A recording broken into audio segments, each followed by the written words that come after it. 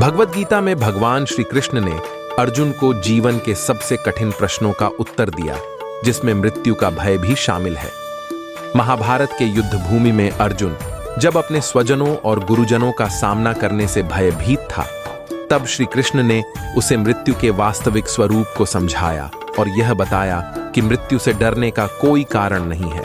गीता में श्री कृष्ण ने आत्मा के अमृतत्व, जन्म मृत्यु के चक्र और जीवन के सच्चे स्वरूप के बारे में बताया।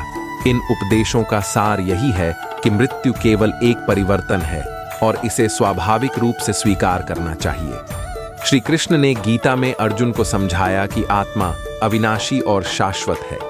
गीता के अध्याय 2 श्लोक 20 में वे कहते हैं, न जायते म्रियते व कदाचिन नायं भूत्वा भविता व न भूयः अजो नित्यः शाश्वतोयं पुराणो न हन्यते हन्यमाने शरीरे।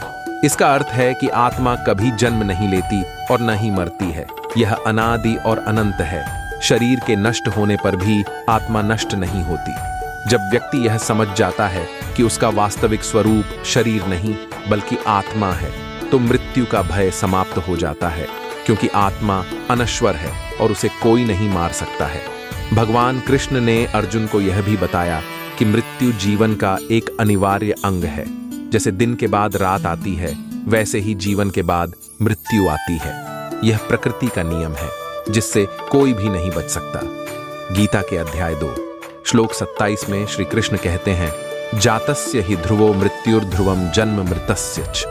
अर्थात जो जन्म लेता है उसकी मृत्यु निश्चित है और जो मरता है उसका पुनः जन्म भी निश्चित है। जब हम इस सत्य को स्वीकार करते हैं कि जीवन और मृत्यु एक ही चक्र के 2 पक्ष हैं, तो मृत्यु का भय अपने आप कम हो जाता है। श्री कृष्ण का एक और महत्वपूर्ण उपदेश है कि हमें मृत्यु के बजाय अपने कर्मों पर ध्यान देना चाहिए। उन्होंने अर्जुन से कहा कि व्यक्ति को केवल अपने कर्तव्यों का पालन करना चाहिए और परिणाम की चिंता नहीं करनी चाहिए। जब हम अपने कर्मों को निष्काम भाव से करते हैं तो मन में मृत्यु का भय नहीं आता। कर्म योग का यह सिद्धांत हमें मानसिक रूप से दृढ़ और आत्मविश्वासी बनाता है, जिससे हम जीवन को किसी भी भय के बिना स्वीकार कर सकते हैं। श्री कृष्ण ने गीता में यह भी समझाया कि मृत्यु केवल एक वस्त्र बदलने के समान है।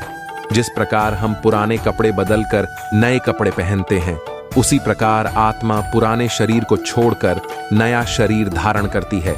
गीता के अध्याय 2 श्लोक 22 में श्री कृष्ण कहते हैं, वासांसी जीर्णानि यथा विहाय नवाणि गृह्णाति नरोपराणि।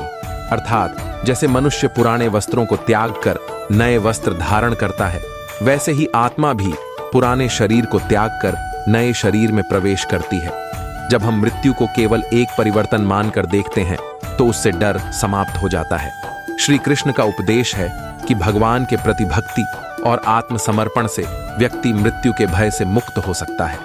भक्ति का अर्थ है कि हम अपने जीवन को भगवान के हाथों में समर्पित कर दें। जब हम भगवान पर विश्वास करते हैं और अपने जीवन को उनके निर्देशानुसार जीते हैं, तो हमारे भीतर का भय समाप्त हो जाता है।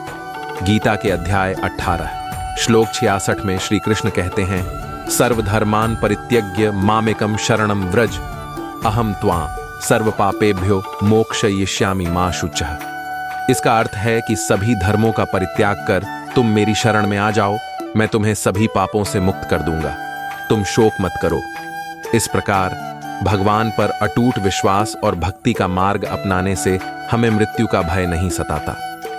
मृत्यु का भय तब अधिक होता है जब मन अस्थिर और चिंताग्रस्त होता है।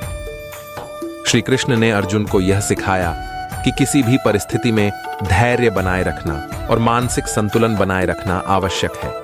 गीता के उपदेशों के अनुसार जो व्यक्ति सुख दुख, हानि लाभ और जय पराजय में समान भाव रखता है, वह मृत्यु का सामना भी बिना भय के कर सकता है। संतुलित मन मृत्यु को एक स्वाभाविक घटना के रूप में स्वीकार कर सकता है। श्री कृष्ण ने गीता में आत्मज्ञान को सबसे उच्च माना है। आत्मज्ञान का अर्थ है स्वयं की सच्ची पहचान को जानना।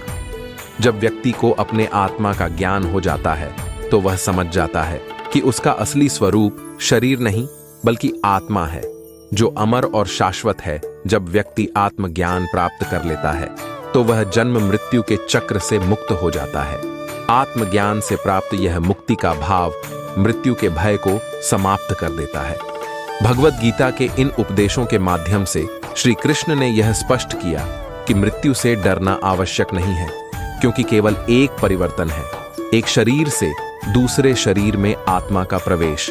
मृत्यु का सामना साहस और धैर्य के साथ करना चाहिए और इसे जीवन का एक अनिवार्य हिस्सा मानना चाहिए।